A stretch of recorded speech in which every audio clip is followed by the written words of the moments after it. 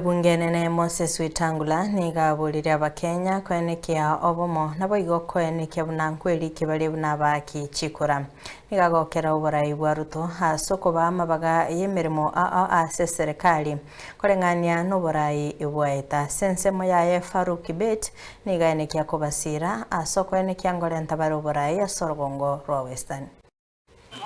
Kule bungeni tuko na vijana wanafanya kazi, na mimi nimewaambia warudi nyumbani, tuunganishe watu.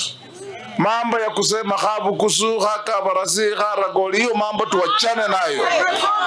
Sisi ni jamii moja na lazima tuwe pamoja, ndio wenzetu watuheshimu, hapo mbeleni watusaidie.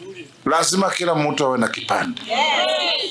Ukishapata kipande yako, lazima kila mtu aende ajiandikishe kupiga kura. Kila mmoja. Ukiangalia jamii za region hii, Uhuru Kenyatta alikuwa rais miaka 10.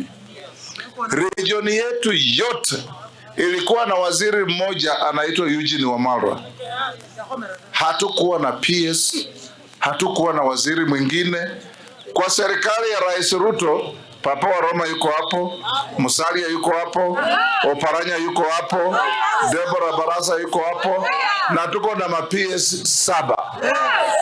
Tuko na Inspector General wa Police Deputy anaitwa Masengeli yuko hapo, na vijana wengi ambao hatuwezi kuhesabu tukamaliza, ambao wamepewa nafasi zao. Sana swali, tulikosea wapi? Kwa nini tusikae kwa meza ya uongozi? Jibu ikapatikana.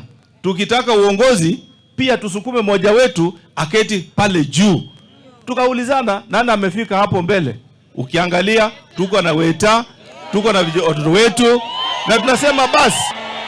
Mimi nataka uongozi uje magharibi, lakini nataka kuwaonya kwa vitu viwili.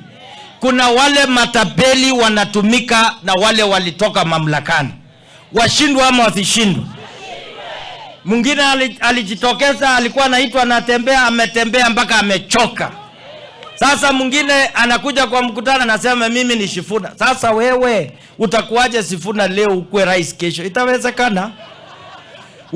Huyu Wetangula amekomaa kuwa rais wetu wa taifa la Kenya baada ya William Ruto.